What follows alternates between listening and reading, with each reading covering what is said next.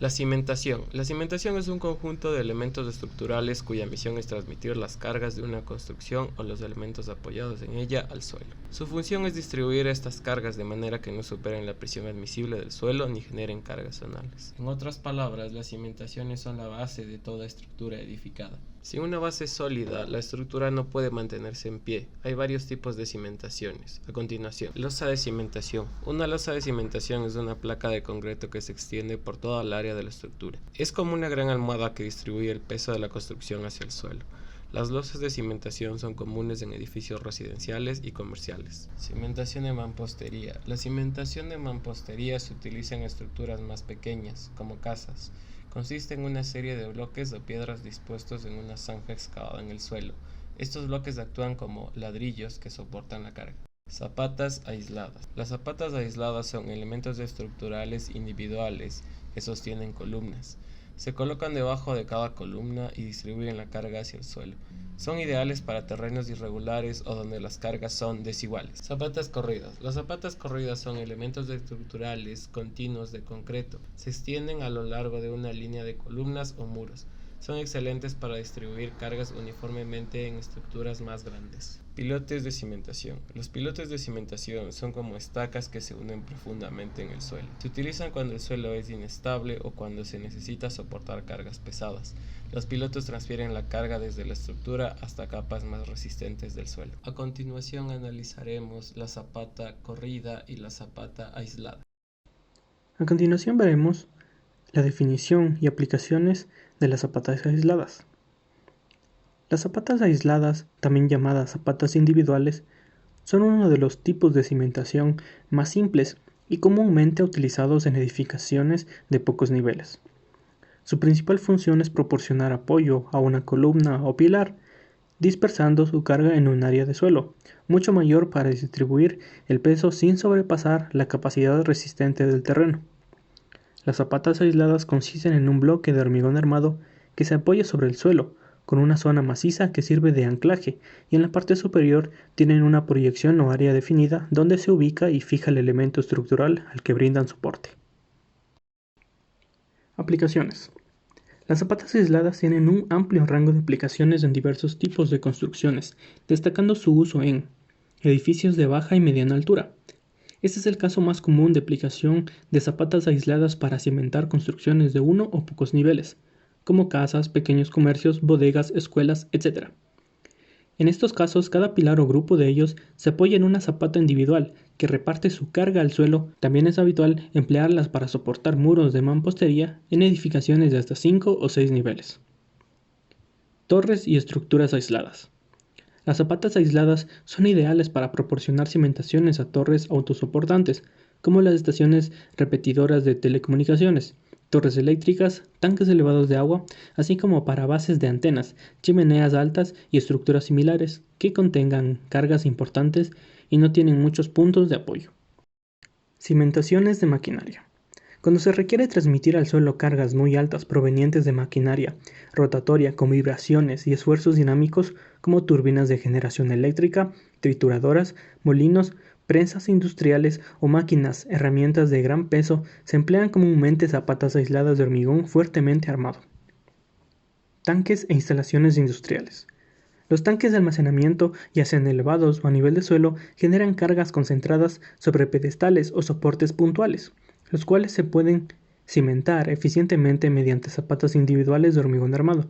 De igual forma, una gran cantidad de equipos de procesos industriales se apoyan sobre las bases aisladas que transmiten esfuerzos focalizados, los cuales requieren zapatas.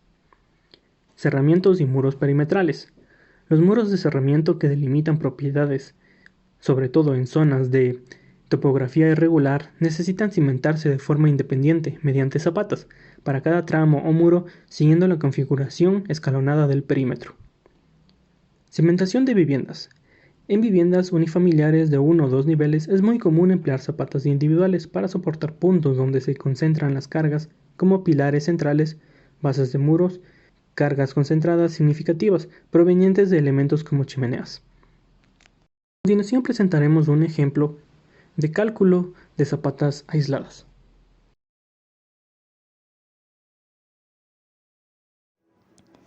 A continuación, les vamos a presentar un ejercicio del predimensionamiento de zapatas aisladas. Como podemos observar, tenemos un plano bastante sencillo y comprensible para realizar este cálculo y que nos va a servir en todo el procedimiento. Además, debemos tomar en cuenta un criterio bastante importante en el cual debemos basarnos y nos dice que el área de la zapata es mayor o igual al peso de servicio sobre la carga admisible. ¿Cómo calculamos el peso de servicio? Se obtiene a través de la siguiente fórmula. El peso de servicio es igual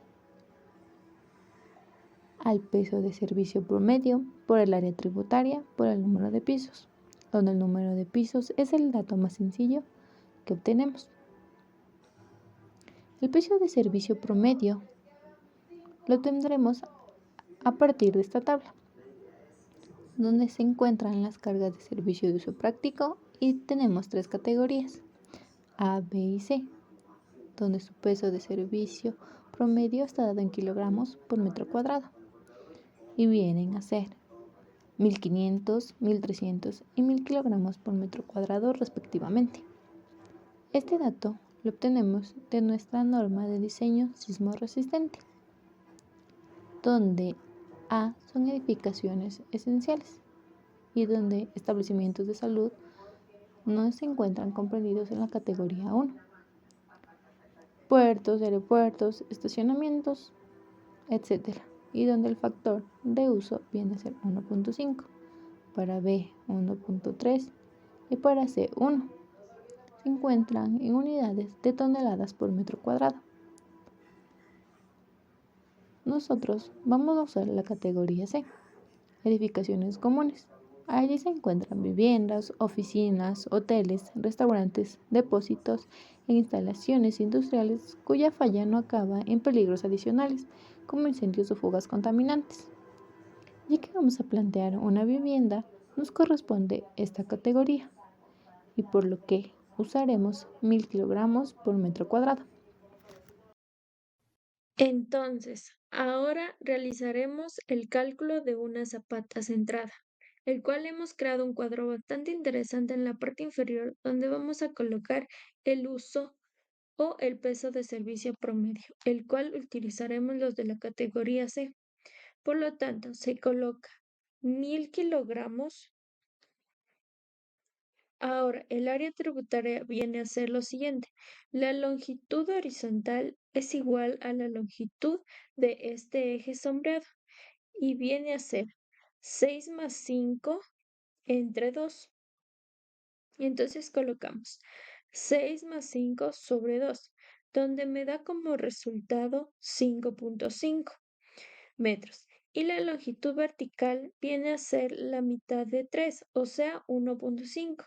Y la mitad de 2, 1. 1 más 1.5 es igual a 2.5 metros.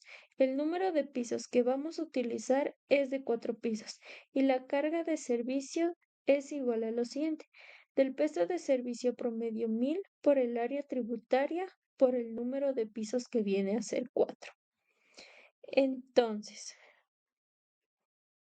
¿por qué nos sale 0 toneladas? Porque nos hemos olvidado el área tributaria que es igual a 5.5 por 2.5. Entonces, nuestra carga va a ser lo siguiente.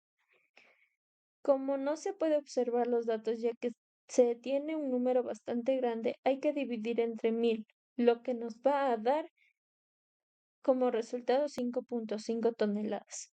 Ahora, ¿qué es lo que nosotros tenemos que realizar? La carga admisible la vamos a colocar 25 toneladas por metro cuadrado. Es equivalente a decir 2.5 kilogramos por centímetro. Este dato lo vamos a conseguir a partir del estudio de mecánica de suelos. Ahora, lo más práctico es que se recomienda es poner estos valores, ya que la carga de nuestra estructura tiene que ser menor, igual a la carga admisible del suelo. ¿Y cómo se calcula la carga de nuestra estructura? De la siguiente manera. Esto va a ser igual al peso de servicio entre el área de nuestra zapata.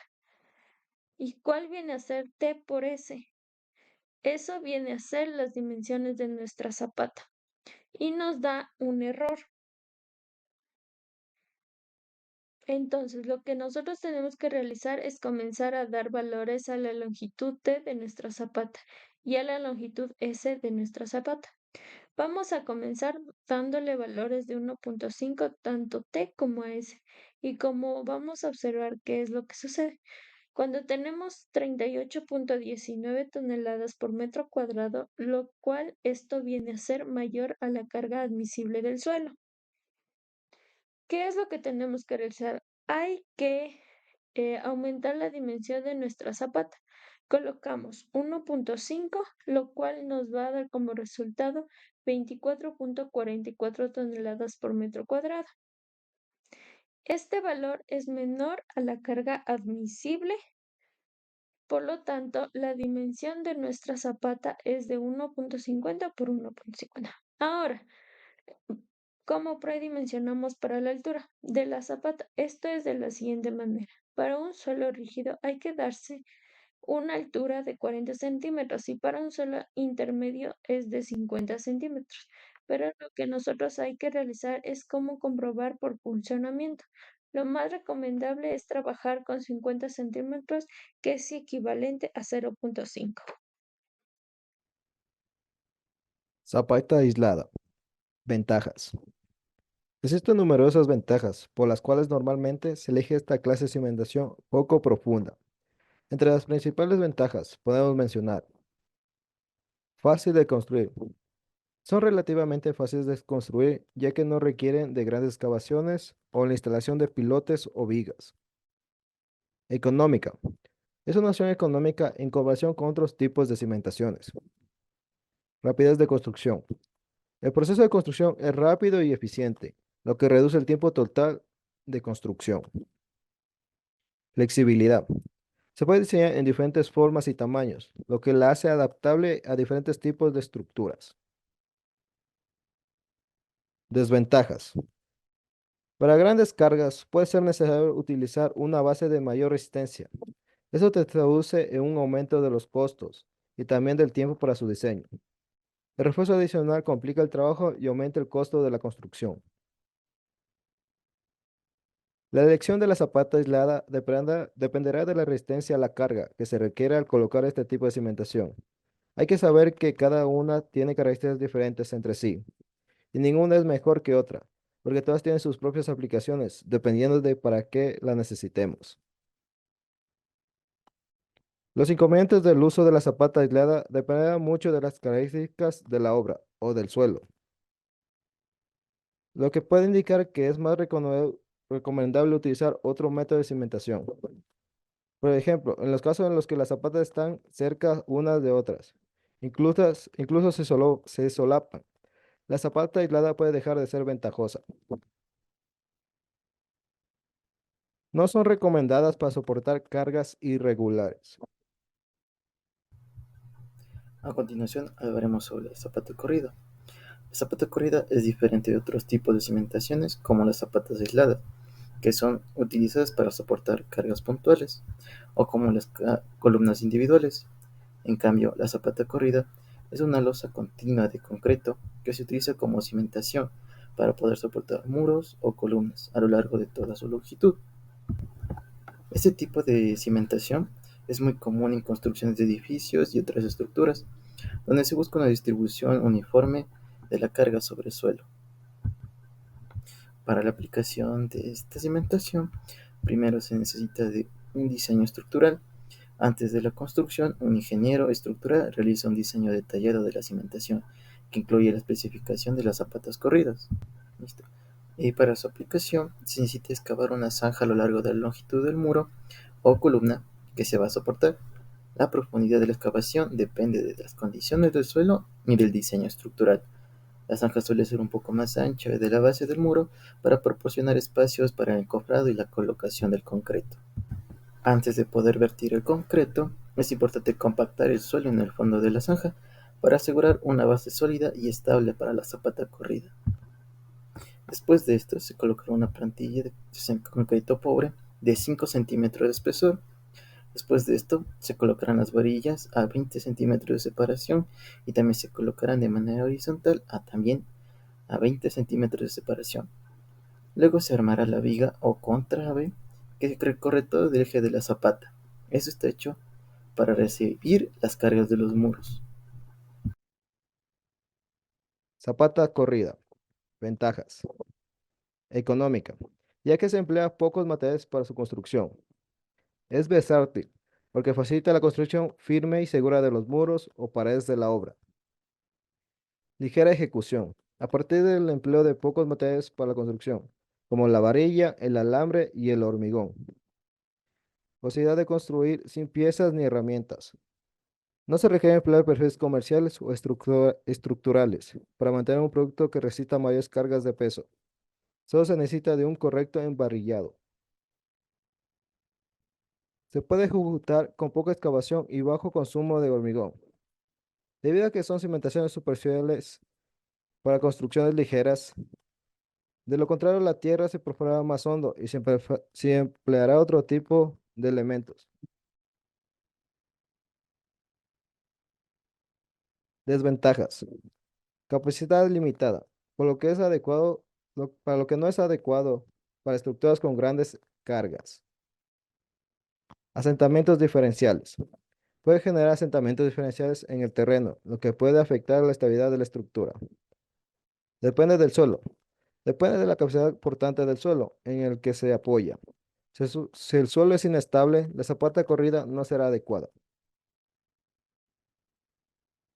Conclusiones entre la zapata aislada y la zapata corrida. No hay una medida estándar para este tipo de cimentaciones.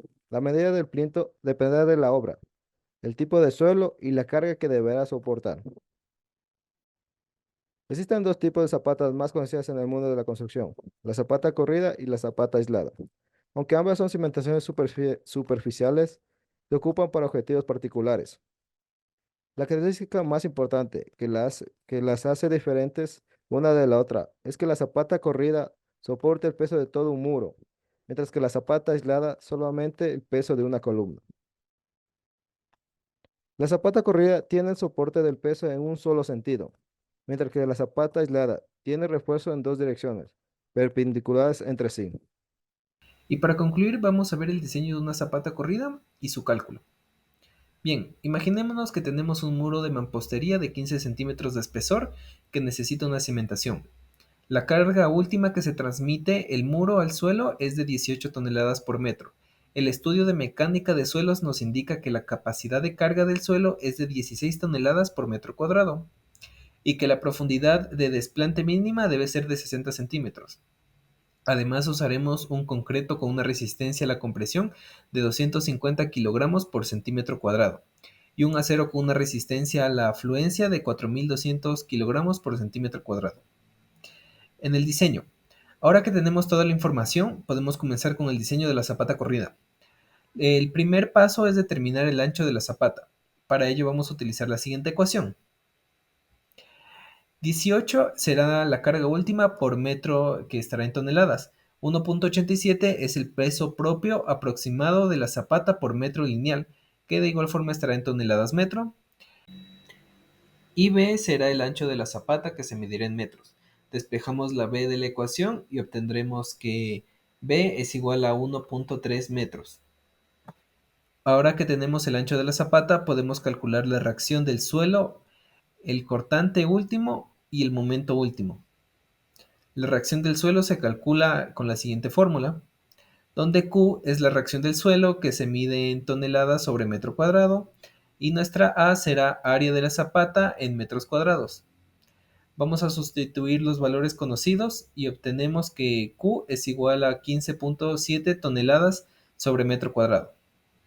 El cortante último se calcula como sigue, donde V será el cortante último que se medirá en toneladas, la D será distancia desde el borde de la zapata a la sección crítica, que se calcula que estará en metros, y se sustituyen los valores conocidos.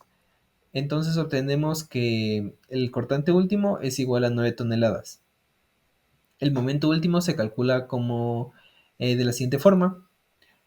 Sustituiremos los valores conocidos y obtendremos que esto es igual a 2.6 toneladas por metro. Teniendo ahora el momento último, podemos comenzar el diseño por flexión. Para ello, vamos a proponer un peralte de losa de zapata de 20 centímetros, con un recubrimiento de 3 centímetros, lo cual nos deja un peralte efectivo de 17 centímetros.